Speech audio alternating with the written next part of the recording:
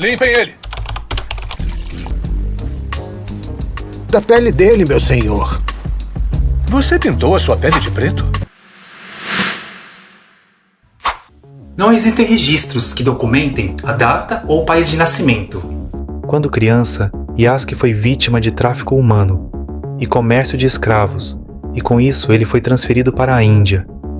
Naquela época, Alessandro Valignano, o então jesuíta de toda a Ásia, estava em viagem de inspeção na Índia. O jesuíta encontrou o jovem e gostou do pobre escravo, e acabou comprando ele e fez dele parte de sua comitiva como escudeiro e guarda-costas pessoal. Com isso, eles viajaram com sua comitiva para o Japão. Nesse período, foi uma fase de grande instabilidade e violência na história do Japão. O Japão estava dividido em vários feudos, cada um controlado por um senhor feudal. Foi nesse período a introdução da arma de fogo. Os exploradores portugueses alterou o estilo militar dos japoneses, tornando as guerras ainda mais violentas. Eles também levaram o cristianismo e tecnologias produzidas no continente europeu. Já no ano de 1579, uma comitiva de missionários portugueses chegaram ao Japão.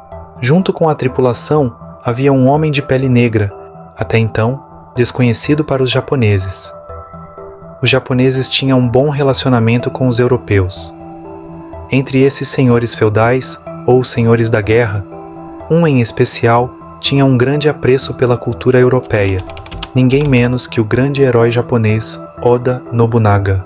Sua relação com os europeus era tão positiva que ele ajudou os jesuítas a construírem uma igreja católica no Japão. Nobunaga fez questão de conhecer pessoalmente o homem de pele negra, e se espantou com a cor do homem e chegou a mandar lavá-lo, para confirmar que não se tratava de alguém pintado. Alguns historiadores apontam que, na época, o Japão não encarava o negro da mesma forma que o europeu e sua lógica escravocrata. Ainda que alguns estranhassem os homens de pele escura, muitos se admiravam por seu porte físico. Como citado nas cartas do padre Luiz Frois, é dito que Nobunaga se encantou justamente pela força do homem de pele negra, dizendo que ele tinha a força de 10 homens comuns. Greed. E rapidamente o homem de pele negra impressionou Nobunaga, já tendo aprendido um pouco de japonês. E logo, Nobunaga o transferiu do serviço jesuíta para o seu próprio, e honrando-o com uma casa e até mesmo o novo nome, Yasuke. To trust. Rebuild.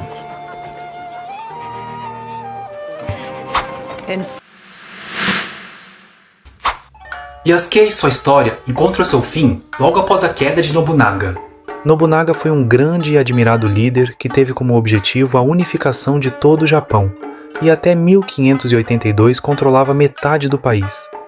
Acreditavam que ele iria subjugar a outra metade, sem encontrar muita resistência ou dificuldades. No entanto, o destino teve outros planos para o grande senhor. Na madrugada do dia 21 de junho de 1582, Nobunaga foi traído por seu mais estimado general. Em poucas horas antes do sol raiar, invadiram o templo e atacaram as tropas de Nobunaga.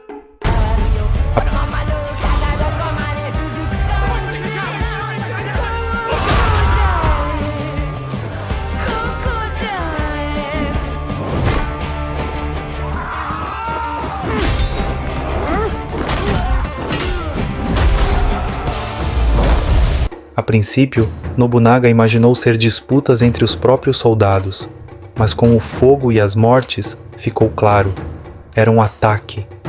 Nobunaga lutou até os seus limites físicos, teve o ombro ferido e impossibilitado de lutar.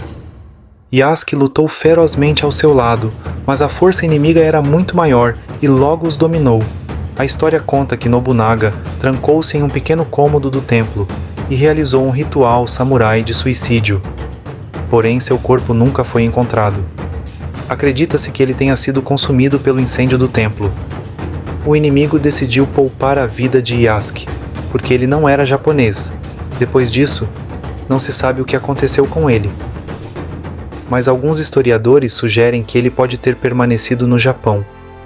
Existem registros sugerindo a presença de um homem africano alto no Japão durante a década de 1590.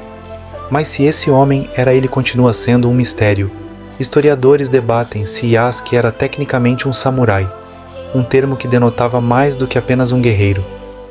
Os samurais geralmente nasciam nessa classe e passavam por treinamento rigoroso desde pequeno, aprendendo não apenas habilidades de combate, mas também os princípios culturais e filosóficos do papel, mas considerando as honras concedidas a ele e o fato de Nobunaga ter lhe presenteado com uma espada, é provável que ele tenha sido considerado um guerreiro honorário.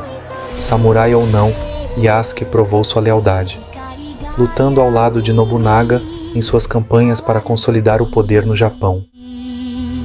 その魂は何を願う